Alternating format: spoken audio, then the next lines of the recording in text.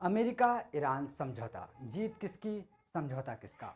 नमस्कार, मैं हूं ओम जोशी और आप देख रहे हैं the mountain stories, our news your views. करीब 100 दिनों तक चली सैन्य तनातनी, मिसाइल हमले, आर्थिक दबाव और वैश्विक चिंताओं के बाद आखिरकार अमेरिका और ईरान के बीच एक महत्वपूर्ण समझौता हो गया है। लेकिन सबसे बड़ा सवाल है, क्या यह शांति की शुरुआत है या सिर्फ युद्ध का एक विराम। दिलचस्प बात यह है कि दोनों पक्ष खुद को विजेता बता रहे हैं।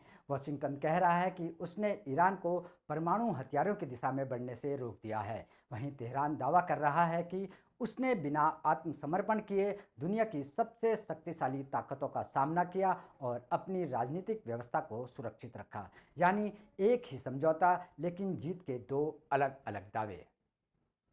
समझौते के तहत अगले 60 दिनों में ईरान के परमाणु कार्यक्रम को लेकर बातचीत का रोड मैप तैयार किया जाएगा। सभी मोर्चों पर सैन्य कार्रवाई रोकने की बात कही गई है।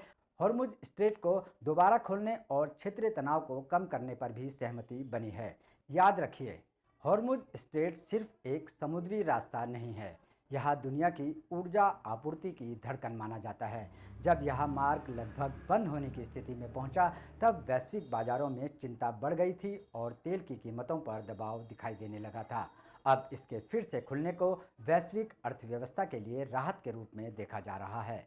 लेकिन समझौते का दूसरा पहलू भी है। ईरान ने यह दोहराया है कि वह परमाणु हथियार हासिल करने की कोशिश नहीं करेगा। साथ ही अपने उच्च स्तर तक समृद्ध यूरेनियम और परमाणु कार्यक्रम के भविष्य पर बातचीत के लिए भी सहमति दी है।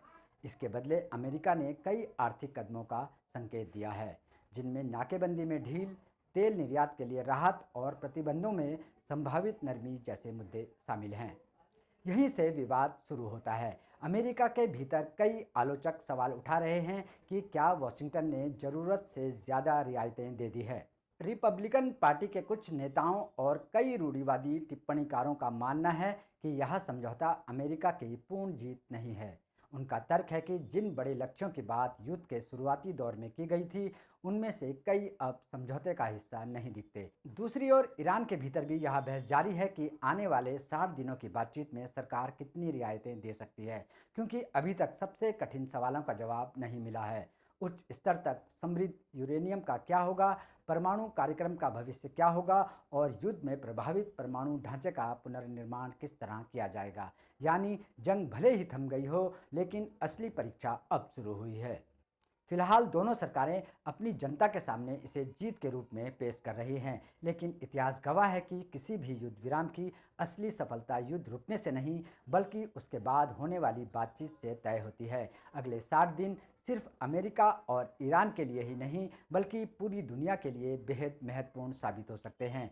क्या यह समझौता स्थायी शांति का रास्ता बनेगा या फिर यह सिर्फ अगले टकराव से पहले का विराम है? इस सवाल का जवाब आने वाला समय देगा। फिलहाल के लिए इतना ही। मैं हूं ओम जोशी और आप देख रहे थे the mountain stories, our news your views. धन्यवाद।